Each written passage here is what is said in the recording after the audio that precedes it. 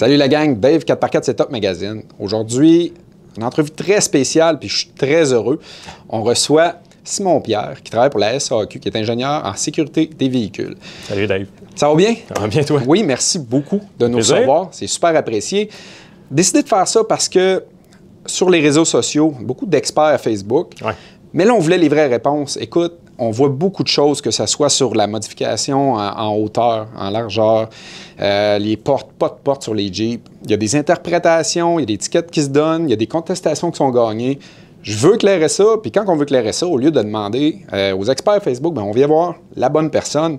C'est ton travail. Tu vas pouvoir répondre à mes questions. J'ai pris des questions de nos auditeurs, justement, sur les modifications de véhicules. Super. Tout d'abord, j'aimerais ça que tu m'expliques une chose. J'aimerais ça que tu m'expliques vite fait, les règlements, vous basez ça sur quoi pour établir ça un petit peu? En fait, c'est un ensemble de facteurs, je te dirais, qui va déterminer où on s'en va avec ça. Notamment, un des plus importants, c'est la compatibilité entre les véhicules. À savoir, bon, bien, la hauteur entre... Il faut considérer qu'il y a toutes sortes de véhicules sur la route. Il y a des véhicules qui sont plus bas, des véhicules qui sont plus hauts. Puis il faut arriver avec une certaine homogénéité entre les véhicules. Donc, évidemment, bien, un véhicule qui va être surélevé, bien, s'il arrive un accident, notamment sur le latéral, bien, le pare-choc arrive à une hauteur où ça pourrait vraiment blesser les gens. Là. Quand le pare-choc arrive comme à la hauteur de la tête, au lieu d'arriver dans les renforts de portière, bien, on peut comprendre là, où ça s'en va avec ça. Ensuite, bien, il y a la stabilité du véhicule. Évidemment, si le centre de gravité est majoré, bien, ça cause des problèmes au niveau de la stabilité. On a aussi l'augmentation de la distance de freinage avec notamment des roues plus grosses. T'sais, pour un tour de roue, il y a plus de distance qui est parcourue. Donc, la surface qui est balayée par la plaquette de frein est minimisée par un tour de roue parce qu'on fait plus de distance sur un tour de roue. Il y a l'utilisation aussi, malheureusement, on le voit encore au Québec, l'utilisation de composantes de qualité qui sont peut-être pas ce qu'on s'attend. Donc ça peut être problématique aussi, autant sur le long terme que des pièces qui ne sont pas suffisamment robustes. Un des éléments aussi qui est très, très important pour nous, évidemment, c'est lié à la sécurité d'utilisation. C'est les recommandations des manufacturiers directement sur la surélévation du véhicule. Donc, il y a des positions qui sont assez claires, notamment en lien avec, puis c'est mon point suivant, les dispositifs là, de contrôle de stabilité, puis les systèmes d'aide à la conduite. Donc, évidemment, ça marche avec des capteurs, ça marche avec des caméras, avec des radars, tout ça. Donc, quand on vient modifier la hauteur du véhicule, bien, ça a un impact qui peut être assez majeur sur le fonctionnement de ces systèmes-là, puis ça peut nous causer certains problèmes. Donc, ce que tu me dis, en gros, c'est que les compagnies, lorsqu'ils mettent en vente un véhicule, parce qu'il y a des compagnies qui vont vendre des véhicules de plus en plus déjà gros, chaussés, on a des véhicules qui s'en viennent en 37, comme le Bronco Raptor, ils ont passé la batterie de test. Ils sont conformes aux normes de sécurité de la SAQ. Moi, si j'ai un véhicule qui n'a pas été conçu comme ça, mais que moi-même, je fais la modification, bien là, je peux aller à l'encontre de certains systèmes électroniques de contrôle qui sont faits par la compagnie. Effectivement. Tu parlais des normes de la SAQ. Avant ça, bien, il y a les normes du fédéral. C'est Transport Canada qui gère ça. Il faut que le véhicule soit conforme aux normes de sécurité des véhicules lorsqu'il est vendu comme véhicule neuf. Donc maintenant, quand on fait une modification, on vient mettre à mal là, la conformité à ces éléments-là, puis c'est là que ça peut causer des problèmes. Ça cause des problèmes au niveau de la conformité, oui, mais ça cause des problèmes surtout au niveau de la sécurité, notamment parce que, bon, pour différentes raisons, il y a des essais de freinage qui sont faits, on va en diminuer la capacité, on va aller impacter la conformité aux normes, puis c'est là que ça a un impact sur la sécurité. Parfait, je comprends. Là, avant qu'on commence, moi, je t'ai amené un cadeau pour te remercier de ton temps. Je t'ai amené un sticker du magazine. Est-ce qu'en échange, je pourrais avoir un sticker mettre dans mon windshield de Jeep? Oui, ça va peut-être être un peu plus compliqué que ça. On pourrait peut-être y arriver. J'ai pas vu en détail ton camion, mais on va regarder ça peut-être plus en détail. Puis avant de te remettre le mien, bien... J'ai bien essayé. Ouais, non, je pense que ça ne marchera pas pour le sticker pour l'instant. Donc, question, on va poser des questions que je reçois très souvent au magazine. Là, tu réponds à ce qui sont les éléments qui sont pris en charge pour les règlements. À ce stade, je veux qu'on couvre un peu le flou. Là, le flou, je ne parle pas dans les réglementations, mais surtout dans l'interprétation des gens parfois. La question qui revient le plus, quelle hauteur peux-je surélever mon véhicule? Est-ce qu'un véhicule qui vient plus gros peut aller plus haut? C'est flou un peu, il y a beaucoup de débats. J'aimerais ça que tu me donnes l'heure juste là-dessus. Bon. En fait, c'est assez simple. Ben, en fait, nous, on trouve que c'est simple. Peut-être que c'est... De l'autre côté du volant, des fois, c'est un peu plus compliqué. C'est ça. En l'expliquant comme il faut, je pense qu'on va clarifier les choses. Dans le fond, ce qu'on tolère à la SAC, c'est une surélévation mécanique de 2,5 pouces, que ce soit un lift kit ou un body lift. On tolère jusqu'à 2,5 sur le mécanique. Ensuite de ça, bien, il y a une surélévation pneumatique qui peut être faite. on tolère jusqu'à une surélévation, une majoration du diamètre du pneu hors tout de 3 pouces jusqu'à concurrence de 35 pouces. OK. Ce que ça veut dire, c'est que si un véhicule, par exemple, il sort en 33 pouces à l'origine, on serait porté à croire qu'on pourrait se rendre à 36, mais avec les études qu'on a faites, les vérifications qu'on a faites auprès des manufacturiers, tout ça, on a stoppé ça à 35 pouces. Donc, c'est maximum, c'est 3 pouces de majoration jusqu'à concurrence de 35. Puis les véhicules qui viennent au monde qui seraient au-dessus de 35 pouces, bien, à ce moment-là, ils peuvent simplement garder, là, comme tu parlais du Bronco Raptor, à ce moment-là, lui, il va pouvoir avoir un lift mécanique dessus, mais on ne tolérera pas de lift d'augmentation, de majoration du diamètre des pneus. Parfait. Donc, en 37, il ne peut pas monter en 39. Non, c'est 37. Voilà. Parfait. Donc, celle-là est réglée, c'est assez simple. Suspension, vous dites mécanique, il y a des véhicules plus gros. Qui sont comme plus hauts d'origine. Ils ont quand même le droit aux mêmes surélévations de plus? Bien, comme je disais, en fait, c'est ça. C'est que sur la surélévation pneumatique, on ne le permettra pas si on s'en va. On parle de la prémisse du 35. Par contre, on va tolérer quand même là, une augmentation là, du lift kit, de la suspension jusqu'à 2 pouces. Vous faites souvent lancer les roches, mais de ce que je comprends, il y a quand même des normes au niveau manufacturier qui vous imposent certaines choses aussi. C'est un peu normal parce que si la compagnie développe un produit puis qui est mal utilisé, bien, c'est leur nom aussi qui est sali. Là. Donc, eux vont vous imposer peut-être de dire, bien, nous, je sais pas, notre kit de suspension, on ne veut pas qu'il soit utilisé sur tel véhicule et tel véhicule, ou c'est comment ça marche? On le voit aussi, nous, on se fie à la recommandation du manufacturier, du OEM du véhicule, mais on se fie aussi à la recommandation là, du fabricant du kit. Puis souvent, ce qu'on va voir sur ces kits-là, c'est que ça va être écrit que c'est pour un usage en route seulement. Dans beaucoup de cas, souvent, ça va être encore pour les contrôles de stabilité, justement les diminutions de capacité de freinage. Souvent, il y a des autocollants, là, des mises en garde, tout ça installé. C'est pas pour rien. Là. Ces compagnies-là se protègent. Oui, ils veulent pas se lancer là-dedans. Exactement. Fait que là, ben, c'est là que ça devient un petit peu délicat de dire, ben oui, tout est permis. Là. Nous, on a mis comme en place un barème. On dit, ben, on reste dans ce carré de sable, là, finalement. Puis, on le redit aussi, la SAQ, c'est une assurance. Fait que c'est normal qu'il y ait un peu des barèmes pour essayer de contrôler ça.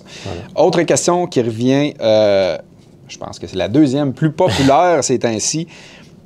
Porte, pas de porte. Bon, Jeep, rouler pas de porte, le Bronco aussi à cette heure, offre l'option de rouler pas de porte. Les gens aiment ça. On voit ça beaucoup, même avec les pieds dehors du véhicule, sur la petite pédale de côté. Mais bon, c'est-tu légal de rouler pas de porte ou c'est pas légal?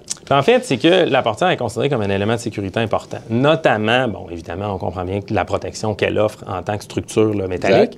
Puis il y a aussi le fait que ben, ça permet à tous les équipements de sécurité là, passifs, on pense aux airbags, on pense aux ceintures de sécurité, de fonctionner adéquatement.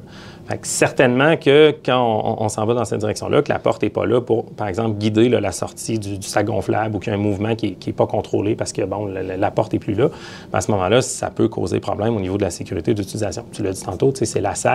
Donc, évidemment, on essaie de protéger le plus possible les utilisateurs du réseau.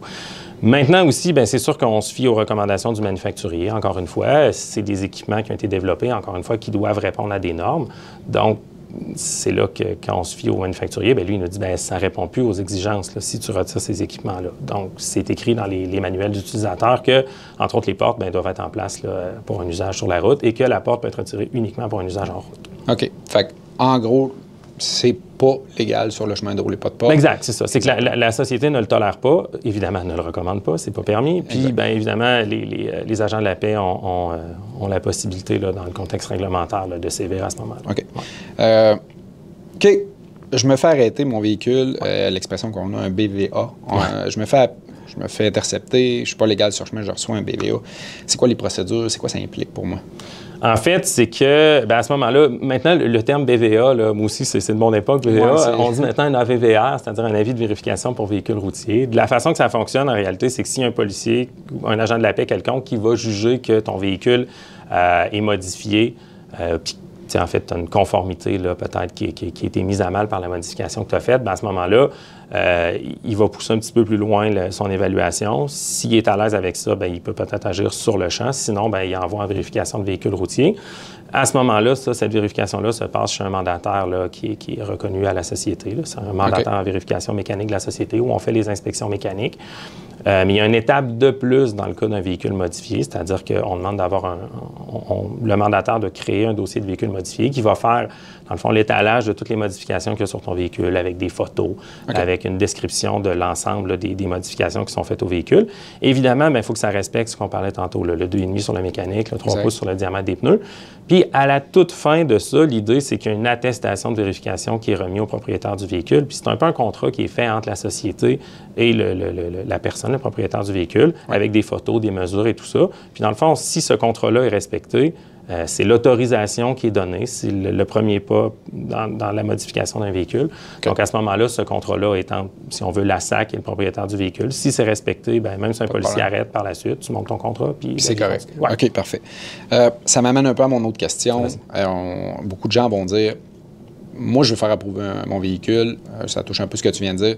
Je fais les modifications qui sont un peu hors normes de ce que les lois exigent en ce moment. Est-ce que c'est possible?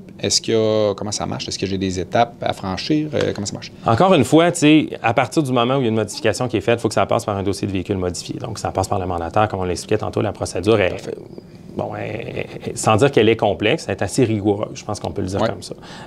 Maintenant, si ça sort du cadre qui est prévu, c'est sûr que ce ne sera pas des modifications qui vont être acceptées. OK. Il n'y a pas de moyen, d'aller en ingénierie puis de faire approuver un... OK, parfait. On ne va pas dans cette direction-là, parce qu'il y a comme trop de possibilités, puis en quelque part, avec...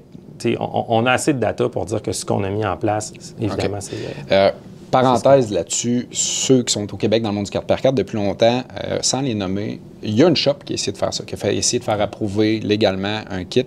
Ça n'a pas été finalisé. Puis la raison est simple, comme tu m'expliquais, c'est qu'on change une composante de la recette, puis la soupe est plus bonne.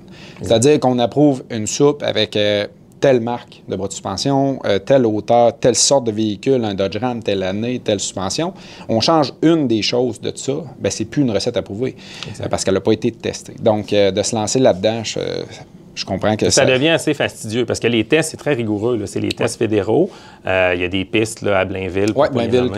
En fait, la piste de Transport Canada. Il y a des essais qui pourraient être faits là en suivant les normes et tout ça. Mais les essais de freinage, c'est extrêmement coûteux. C'est extrêmement. Il y a beaucoup de travail là-dedans. Puis c'est pour ça, en fait, que l'homologation, construire un véhicule, c'est pas nécessairement à la portée de tout le monde. Parce que l'homologation, ça coûte cher, la conformité. Parfait, je comprends. C'est compliqué, en fait. Autre petite question qu'on a reçue sur les plateformes. Vas-y. Mon véhicule est modifié, non légalement. C'est-à-dire, je ne suis pas la réglementation, je suis lifté de 8 pouces. J'ai un accident sur la voie publique, sur la route, Boulevard-Amel, je m'en vais chercher quelque chose, une crème en glace, puis j'ai un accident. Est-ce que je suis quand même couvert par la SAQ? Bon, dans un premier temps, ce qu'il faut savoir, c'est qu'évidemment, la modification non conforme, ça pourrait causer le retrait du droit de circuler si un policier intervenait ou, suite à l'accident, si jamais il y avait une analyse qui était poussée un petit peu plus loin.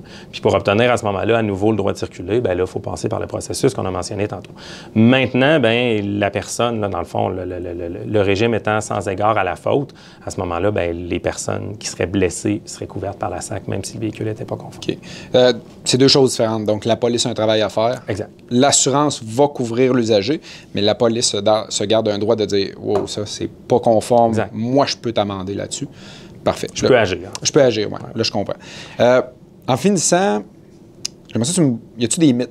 Des mythes que toi, t'entends, puis dans les parties de Noël, t'entends, puis les oreilles, t'as envie d'aller dire... Y a-tu des mythes? Je pense que l'affaire qu'on entend le plus souvent, c'est de dire « Hey, moi, mon véhicule, il est conforme, là, je respecte les requis de la SAC. » Puis je le répète, c'est vraiment... Il faut vraiment se baser sur le fait qu'il faut que le véhicule, il soit... En fait, avant de faire la modification, appelez-nous, vérifiez sur Internet pour savoir qu'est-ce qui est permis, qu'est-ce qui n'est pas permis. Puis une fois que vous dites « Bon, ben je m'en vais dans cette direction-là », si tu dis « Je m'installe il faut que la modification soit à l'intérieur des barèmes, il faut surtout qu'elle ait été approuvée avec le document, le sceau d'approbation de la société. » Bon, fait que ça, celle-là est claire. Il y a une différence entre toléré et approuvé. Donc, si on y va vraiment by the book, n'importe quelle modification à un véhicule doit être approuvée par la SAC au préalable avant d'être faite. Ceci dit, vous allez tolérer, comme tu me mentionnais tantôt, le lift kit de 2.5 et les pneus jusqu'à occurrence de 35. Exact. Mécanique, comme tu me dis. Mais tant et aussi longtemps que le véhicule a été approuvé. Exact. Là, je comprends ça. Autre chose, vite fait, ça me revient en tête, là, un blitz. Miroir, dans mon Jeep, on entend 2 miroirs. C'est-tu vrai? Un central. En fait, la réglementation est super claire. Ça prend 2 miroirs. Ça prend le miroir du côté gauche, puis ben, c'est soit celui central ici ou celui dans la portière à droite. Évidemment, comme dans les cubes, là, le miroir central ne serait pas il ne peut pas l'utiliser pour les raisons qu'on connaît. Donc, le miroir à droite serait obligatoire. Parfait. Bien, je te remercie beaucoup d'avoir répondu à nos questions.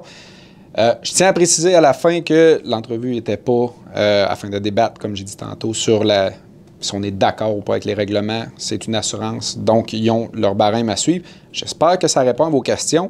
Si vous avez, peu importe la question, comme tu dis tantôt, renseignez-vous sur Internet. Ce que tu voulais préciser, c'était surtout sur le site de la SAAQ. Évidemment. Sur Internet, parfois, on peut être biaisé. Donc, posez des questions poliment, respectueusement en commentaire, puis je suis en contact avec eux. Ça va me faire plaisir de répondre à vos questions. Puis il n'y a aucun problème là-dessus. Donc, merci beaucoup, la gang. Un petit like, on partage, puis soyez prudents. Merci, Dave. Merci. Salut.